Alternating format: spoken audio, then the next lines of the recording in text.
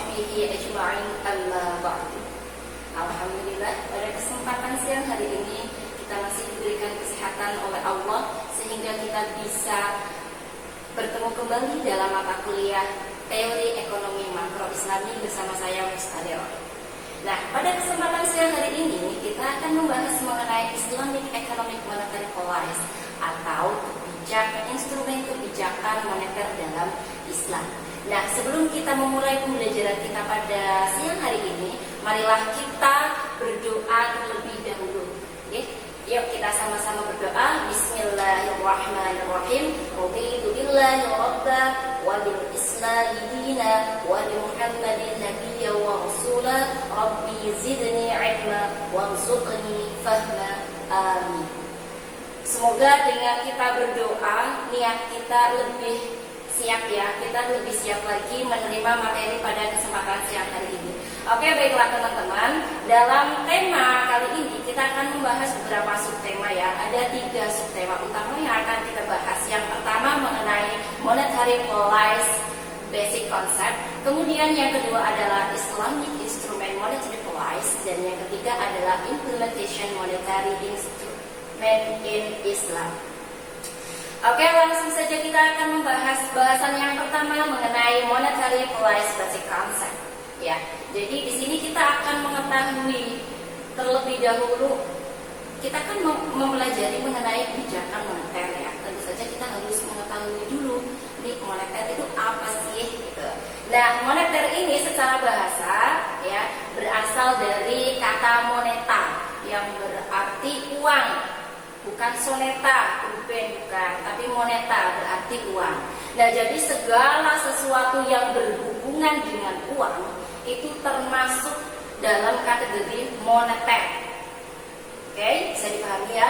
Nah, kemudian apa itu kebijakan moneter? Nah, kebijakan moneter menurut Aji Warman Karim adalah kebijakan pemerintah dengan tujuan memperbaiki keadaan perekonomian melalui pengaturan jumlah uang yang beredar atau JUB ya, jumlah uang yang beredar. Nah, di sini bisa digarisbawahi bahwa kebijakan moneter itu adalah upaya yang dilakukan oleh pemerintah ya untuk memperbaiki suatu keadaan biar stabil dengan cara mengatur jumlah uang yang beredar. Nah, jadi di sini kebijakan moneter itu digunakan ketika terjadi permasalahan dalam lingkup ekonomi suatu negara misalnya. Nah, ini kenapa bisa terjadi ada permasalahan krisis misalnya di Indonesia pernah terjadi krisis pada tahun 1997 dan 1998 ya. Benar-benar kita menghadapi krisis ekonomi, bahkan sampai sekarang itu belum 100% bangkit. Nah, itu ada 2 penyebabnya. Yang pertama adalah kita tahu bahwa nilai uang suatu negara itu terikat dengan negara yang lain. Nah, ini tuh bisa diartikan mata uang suatu negara itu dia tidak berdiri sendiri loh. Jadi kan nanti susah mengatur kestabilan nilai uang itu sendiri. Contohnya di Indonesia itu bisa diketahui sistem ekonominya sedang bagus atau tidak. Misalnya ya, nilai rupiah terhadap dolar Amerika. Semakin besar nilai rupiah berarti sistem ekonomi atau keadaan ekonomi di Indonesia itu sedang sakit. Ya. Kemudian yang kedua adalah anggapan bahwa uang itu sekarang bukan sebagai alat tukar saja, tapi uang itu sudah dijadikan sebagai komoditas. Nah, komoditas di sini banyak contohnya, misalnya ya kalau di dunia perbankan contohnya itu teman-teman pasti nggak asing lagi dengan kata-kata bunga. Nah, dengan adanya bunga itu sudah mencerminkan bahwa uang itu sudah dikomoditaskan. Apalagi teman-teman misalnya nanti masuk sampai ke pasar sekunder. Nah, itu adalah gambaran bahwa uang itu sudah dikomoditaskan. Nah, jadi di sini adanya ekonomi moneter, ya kebijakan moneter di suatu negara itu tujuannya adalah untuk menjaga keseimbangan internal dan eksternal situasi ekonomi dalam suatu negara tersebut stabil. Nah, ini bisa diketahui dari apa? Bisa diketahui contohnya dari harga. Harga barang di suatu negara dalam jangka waktu tertentu ya, tapi ini lumayan panjang gitu ya. Misalnya kita bandingkan antara tahun 1 dengan tahun sekarang dengan tahun lalu, kayak gitu, itu harganya masih stabil. Nah, itu berarti bisa dikatakan keadaan ekonominya stabil. Kemudian kalau dari eksternal itu kita bisa melihat dari neraca pembayaran internasionalnya. Nah, teman-teman pasti sudah paham lah, nanti di situ dilihat di GDP ya. Oke, selanjutnya next kita akan membahas mengenai bentuk kebijakan moneter. Nah, tadi kan kita sudah mengetahui moneter penyebabnya itu apa ya gitu. Nah, kemudian dalam kebijakan moneter itu langkah apa sih yang dilakukan oleh pemerintah, bentuknya seperti apa gitu. Nah, ini ada dua bentuk ya di sini. Yang pertama adalah monetary expansive policy, ya, di mana pemerintah nanti akan menambah uang yang beredar di masyarakat. Berarti ekspansif, pemerintah akan mengeluarkan uang kepada masyarakat. Tujuannya untuk apa? Tujuannya untuk mengatasi pengangguran serta meningkatkan daya beli masyarakat. Ketika uang di masyarakat semakin banyak kan otomatis meningkatkan juga investasi. Ada sih yang untuk investasinya, kemudian meningkatkan juga daya beli. Nah, kemudian bentuk yang kedua adalah monetary contractive policy, ya. Ini kebalikan dari yang ekspansif. Nah, jadi di sini nanti pemerintah akan menarik uang atau mengurangi jumlah uang yang beredar di masyarakat.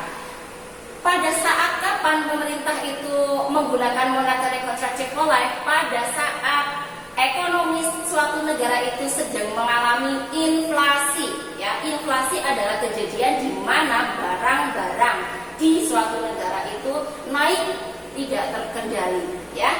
Nah, yang selanjutnya, nah kita kan tadi sudah mengetahui bentuknya. Nah, tadi kan kita bahas juga mengenai latar belakang bahwa terjadi krisis, anggapan tentang uang itu seperti apa. Nah, ini kan menggambarkan bahwa sebenarnya di dunia itu sistem ekonomi yang dibangun itu adalah sistem ekonomi konvensional, ya, terbukti hancur juga gitu loh. Di sini kita akan membahas lebih rigid lagi ya. Jadi instrumen dalam ekonomi konvensional, maksudnya di moneternya itu instrumennya apa saja gitu.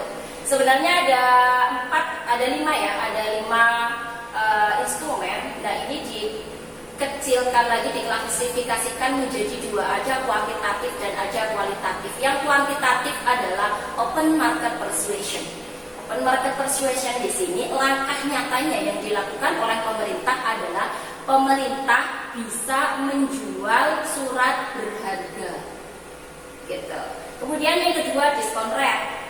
Diskon rate di sini ini erat kaitannya dengan bunga. Nah, jadi di sini nanti pemerintah akan menaikkan atau menurunkan suku bunganya.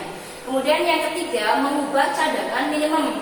Nah, cadangan minimum ini teman-teman pasti tahu ya, di sistem perbankan itu kan ada yang namanya GWM atau giro wajib minimum. Nah, disinilah GWM ini bisa dijadikan salah satu instrumen kebijakan moneter dalam konvensional untuk mengatur jumlah uang yang beredar. Nah, dengan cara menaikkan atau menurunkan cadangan minimumnya. Nah, kemudian instrumen yang kedua adalah instrumen kualitatif. Instrumen kualitatif yang dilakukan oleh, dalam hal ini adalah Bank Indonesia tentu saja. Itu yang pertama adalah pengawasan pinjaman selektif. Nah, di sini kan Bank Sentral itu kan mengawasi bank-bank umum yang ada di bawahnya, Bank Umum dan BPRS. Nah, di sini dia mengawasi mulai dari investasinya dengan pembiayaannya. Nah, kemudian yang selanjutnya adalah pembujukan moral. Dilakukan dengan cara apa? Ketika ada pertemuan-pertemuan antara BI dengan Bank Umum atau BPRS ini, di sini nanti BI akan memberitahu apa saja capaian-capaian apa saja yang akan dilakukan oleh BI kayak gitu, sehingga nanti di Bank Umum itu akan menjadi sebuah keputusan apa yang akan dilakukan pada misalnya tahun tertentu. Nah, di sini kalau kita melihat tujuan utamanya yaitu antara adanya kebijakan moneter konvensional dan kebijakan moneter Islam itu sama ya, untuk menjaga stabilitas. Nah, namun kan di sini kalau di konvensional kan dia menggunakan bunga. Tentu saja hal ini ditolak oleh ekonom Islam kayak gitu. Jadi ada beberapa yang bisa dipakai dalam instrumen kebijakan moneter konvensional, tapi ada beberapa yang tidak bisa dipakai kayak gitu dalam kebijakan moneter Islam. Nah, apa saja dalam kebijakan moneter Islam itu? Yang pertama ada reserve ratio. Reserve ratio itu bahasa lainnya GWM lah. GWM atau zero wajib minimum, di mana semua bank itu wajib menitipkan dananya ke BI. Ya, itu tadi sudah Ibu jelaskan juga dengan cara menaikkan atau menurunkan reserve ratio-nya. Kemudian yang kedua ada moral suasion. Moral suasion itu adalah himbauan moral yang dilakukan oleh BI kepada bank-bank umum atau BPR di sini untuk menaikkan kredit misalnya. Kemudian yang selanjutnya ada lending ratio. Lending ratio ini kalau di dalam ekonomi Islam itu tidak dikenal ya. Ini semacam pinjaman tapi yang tidak ada kelebihan pengembaliannya. Nah, dalam istilah ekonomi Islam namanya adalah qardul hasan. Nah, selanjutnya ada refinance ratio. Refinance ratio itu adalah proporsi pinjaman bebas bunga. Ya, kemudian yang selanjutnya adalah profit sharing ratio. Nah, profit sharing ratio ini bisa digunakan oleh Bank Indonesia dalam hal ini untuk mengatur kebijakan moneter. Caranya dengan apa? Dengan cara menaikkan rasio keuntungan yang nantinya akan disepakati. Kemudian yang selanjutnya adalah Islamic sukuk. Nah, sukuk itu adalah obligasi.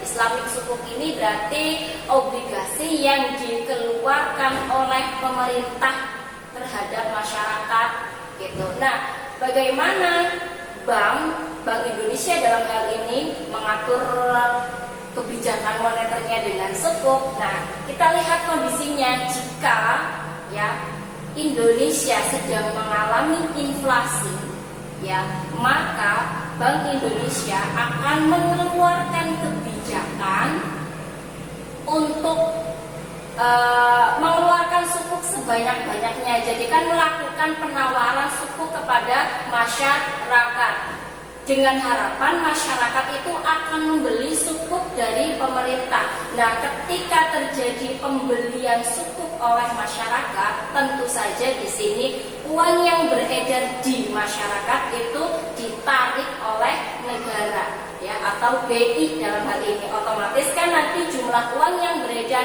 di negara tersebut akan berkurang ya, bisa dipahami nggih? Kemudian yang terakhir ada government investment certificate.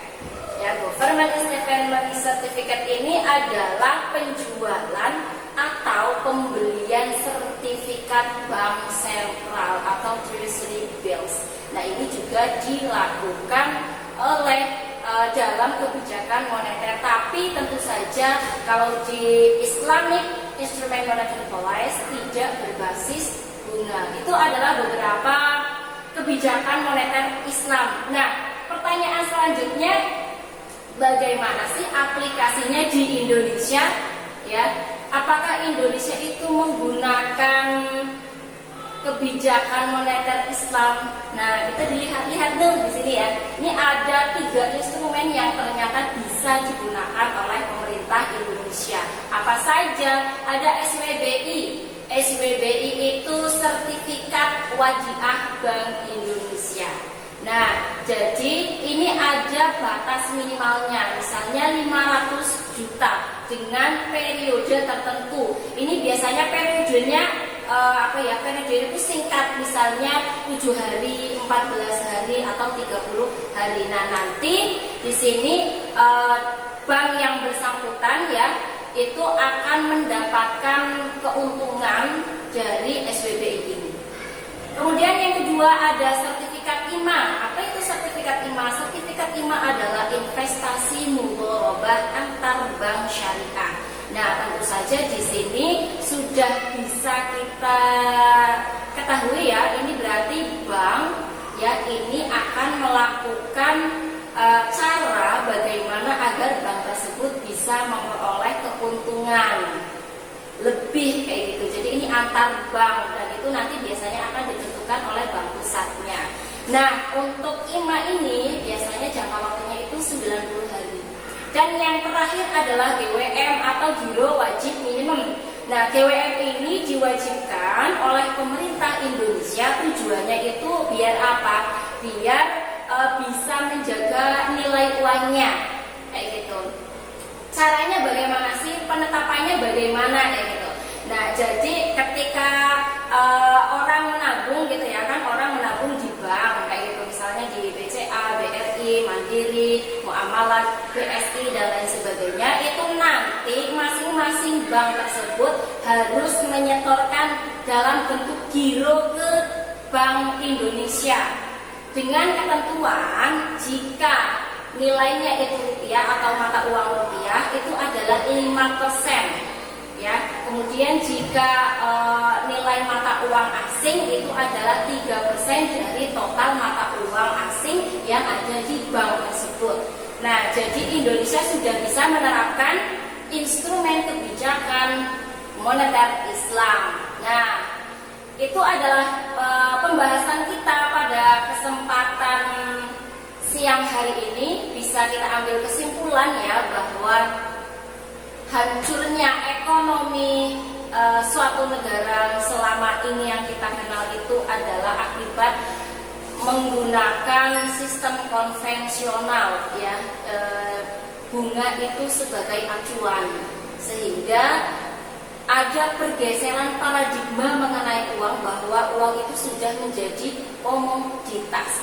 Nah, kemudian ketika suatu negara itu terjadi masalah, maka di sini pemerintah berhak untuk ikut campur, berhak untuk mengatur agar negaranya itu bisa stabil ekonominya. Salah satu caranya adalah menggunakan kebijakan moneter. Tadi sudah kita bahas. Nah, kemudian di Indonesia itu sendiri ternyata sudah menggunakan kebijakan moneter Islam. Bentuknya apa? Sertifikat IMA, SWBI, dan GWM. Nah, itulah teman-teman untuk pertemuan kita pada siang hari ini. Semoga bermanfaat ilmunya, teman-teman bisa menambah ya. Kemudian kita akhiri pertemuan kita pada siang hari ini dengan bacaan alhamdulillah. Alhamdulillahirabbil alamin. Semoga ilmu yang telah kita pelajari bersama bisa bermanfaat untuk saya dan untuk teman-teman semuanya. Terima kasih untuk teman-teman sudah menyimak materi dari Ibu dengan baik. Kita tutup pertemuan kita pada siang hari ini. Wassalamualaikum warahmatullahi wabarakatuh.